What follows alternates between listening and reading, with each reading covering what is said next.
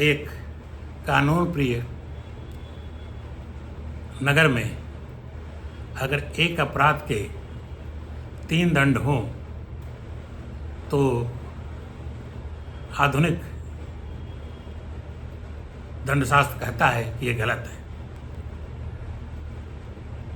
पुराने ज़माने की बात है, एक अपराध में शामिल तीनों लोगों को अलग अलग दंड दिया गया, लेकिन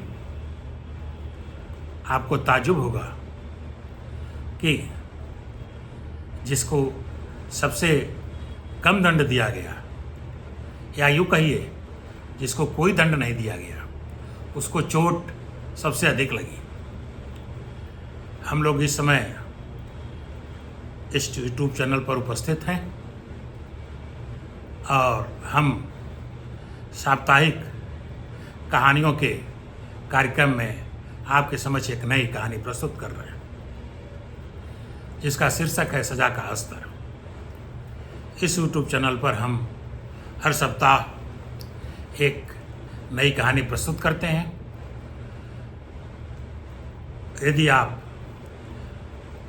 हमारे इस यूट्यूब चैनल पर नए हैं या अभी तक आपने इस यूट्यूब चैनल को सब्सक्राइब नहीं किया है तो ज़रूर सब्सक्राइब कर लें और बेल आइकन दबाएं तथा इस वीडियो को अंत तक जरूर देखें, तभी इस कथा का मर्म, इस कथा का मुख्य संदेश आपको समझ में आएगा। अब हम फिर लौट के आते हैं कहानी शीर्षक पर। कहानी है सजा का स्तर। ये कहानी प्राचीन काल की है।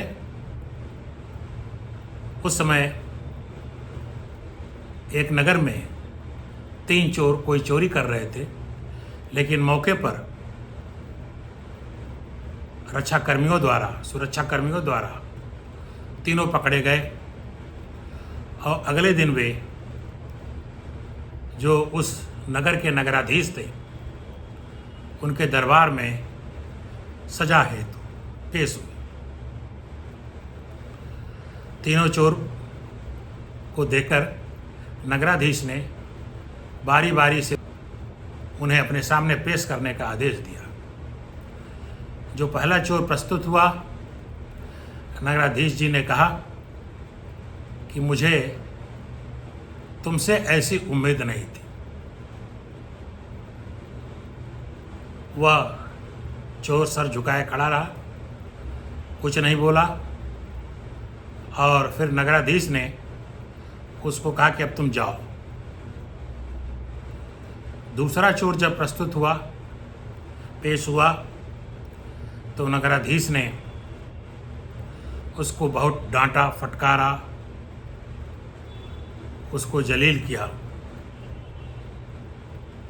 लेकिन कोई दंड नहीं दिया और उसको फिर उन्होंने कह दिया कि तुम जाओ।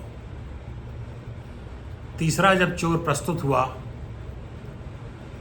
तो उन्होंने कोतवाल को आदेश दिया कि इसे 20 कोड़े मारो। तीसरे चोर को कोतवाल ने 20 कोड़े मारे और उसके बाद से वह चोर भी नगराधीश के दरबार से घर चला गया। नगराधीश के दरबार में उपस्थित सलाहकारों और जो विभिन्न विभागों के प्रमुख थे, उन लोगों ने ये जिज्ञासा की कि महोदय, आप अत्यंत न्यायप्रिय हैं और लेकिन आपने एक ही अपराध के लिए 3 लोगों को अलग अलग दंड दिया। क्या हम लोग इसका कारण जान सकते हैं या किस सोच से आपने ऐसा दंड दिया? नगराधीश ने कहा कि अभी मैं इसको आप लोगों के सामने नहीं रख पाऊंगा, लेकिन उन्होंने उनके सामने ही जो नगर के खुफिया प्रमुख थे, खुफिया विभाग के प्रमुख थे, उनसे कहा कि आज रात में आप तीनों के घर अपने गुप्तचर भेजिए और जो वहाँ से फीडबैक मिले उसको कल इसी दरबार में प्रस्तुत करिए। नगराधीश का आदेश का अनुपालन हुआ और अगले दिन जब नगराधीश का दरबार लगा तो जिज्ञासा करने वाले सहायक सलाहकार भी उपस्थित थे और खुफिया विभाग के प्रमुख भी उपस्थित थे। नगराधीश ने पूछा उनसे कि बताइए, आपके गुप्तचरों ने क्या फीडबैक दिया। खुफिया विभाग के प्रमुख ने कहा कि महोदय, जिसको आपने न डांटा न फटकारा न मारा,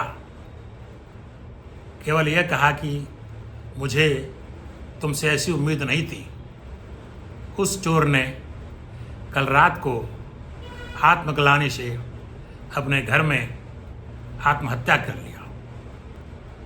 नगराधीश ने इस पर अफसोस व्यक्त किया। गुप्तचर विभाग के प्रमुख ने कहा, जो दूसरा चोर था जिसको आपने डांटा फटकारा और जलील किया था, वह अपने परिवार सहित नगर छोड़ करके चला गया। उसने अपने आसपास के लोगों से कहा कि नगराधीश को मेरे ऊपर इतना भरोसा था, लेकिन मैंने अत्यंत निम्न कोटि का कार्य किया, इसलिए वो परिवार लेकर चला गया। तीसरा जो चोर था जिसको 20 कोड़े लगाए गए थे, उसके यहाँ जब गुप्तचर पहुँचे और उन्होंने देखा, वो अपनी पत्नी से कह रहा है कि नगराधीश बहुत जल्लाद है, उसने 20 कोड़े लगवाए, अब मुझे हल्दी वाला दूध कई दिन पिलाओ ताकि मैं फिर ठीक होकर के मैं चोरी कर सकूं। नगराधीश ने सब उपस्थित सलाहकारों सहायकों के सामने के दरबार में कहा कि अब आपको पता चल गया होगा कि दंड केवल अपराध की प्रकृति पर नहीं दिया जाना चाहिए, जो व्यक्ति विशेष है उसकी भी मनोस्थिति और उसकी भी परिवेश पृष्ठभूमि वो ध्यान में रखा जाना चाहिए। कहानी का संदेश बड़ा स्पष्ट है, आप तक पहुंच गया होगा कि एक घटना पर जैसा जिस व्यक्ति का मन रहता है, उसकी सोच रहती है, वैसा वो रिएक्ट करता है। चोरी तीनों ने की, तीनों को नगराधीश ने अपने विवेकानुसार दंड दिया, लेकिन उसका तीनों पर अलग अलग असर पड़ा। इसलिए हर मनुष्य एक स्पेशल मनुष्य है और कब किस घटना को कैसे रिएक्ट करेगा ये हम नहीं समझ सकते। ये समझना सबसे बड़ी खूबी है। आपको यह कहानी कैसी लगी कमेंट बॉक्स में ज़रूर लिखें।